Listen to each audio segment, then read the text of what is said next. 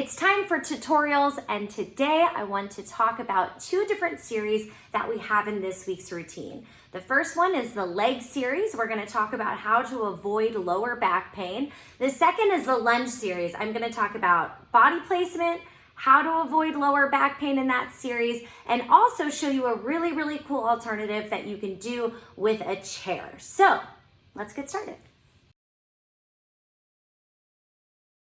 So in the leg series, the portion that could cause your lower back to fire up is right here when we move into this balancing portion.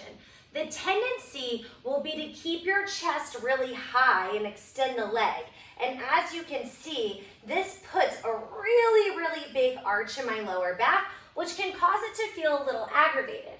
So instead, when we move over to that balancing position, we have to keep the spine a little longer by hinging the chest slightly forward.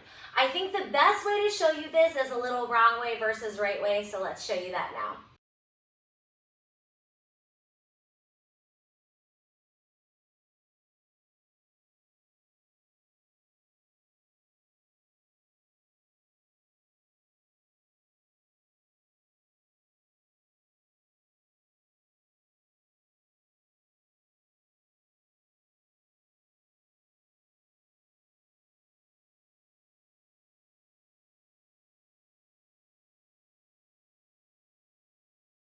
Key point number 1 of the lunge series is where your foot lands in the plank to lunge transition.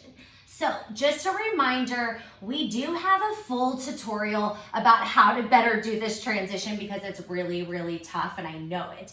The main points of this is that you use your back heel to lift up to give you a lot of space to move the leg. And then the next thing is that you gotta get your foot up in between your hands. Now that may mean that you swing the leg around to get there.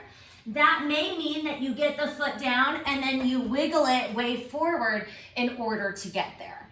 Key point number 1 is that this ankle has to be lined up with the knee when you bring the foot forward. You can get there by any means necessary. Okay, key point number 1, foot placement, is actually what preps us for key point number 2, which is back knee placement. So when the knee comes down to the floor, this is designed to be a stretch for your psoas. If you don't know what the psoas is, we're talking about this area right here, super common tight spot. So you want to feel a stretch in that spot.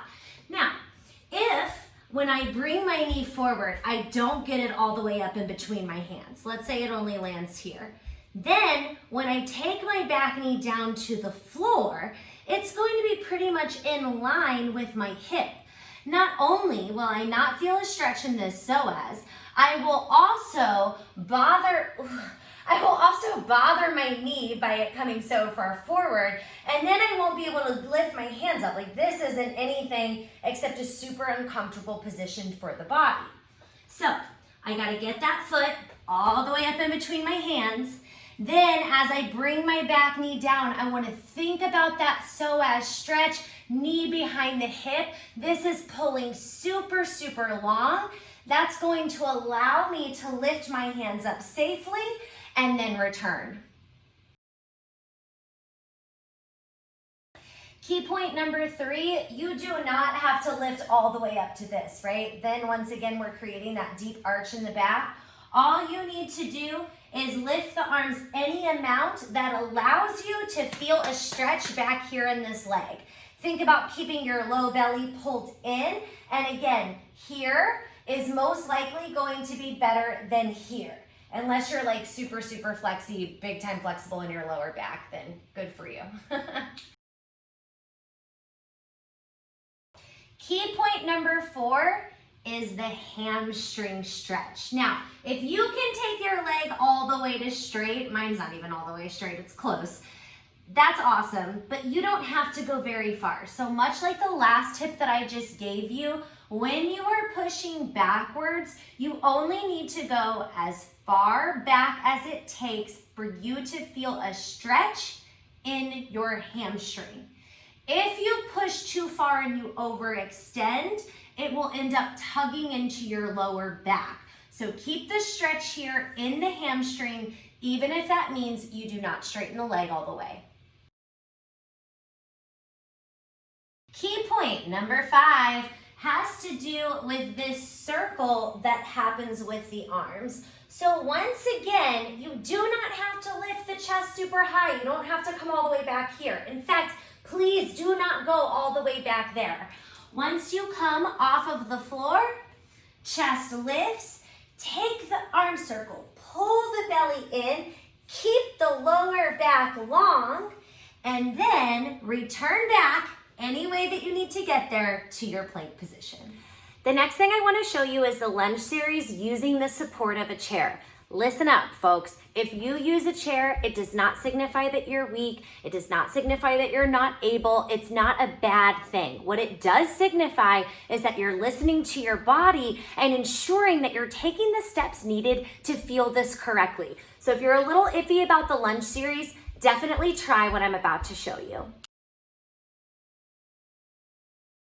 Here is what the lunge series looks like with a chair. 1, 2, bring the foot forward as you set it down. Note the knee-ankle alignment.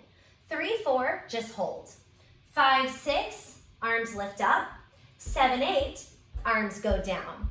1, 2, push the front leg to straight to create a hamstring stretch. 3, 4, return to the lunge. 5, 6, you hold. 7, 8, float the hands, and now 1 circle, 2 circle, 3 and 4, leg goes back, 5 and 6, it's 7 and 8.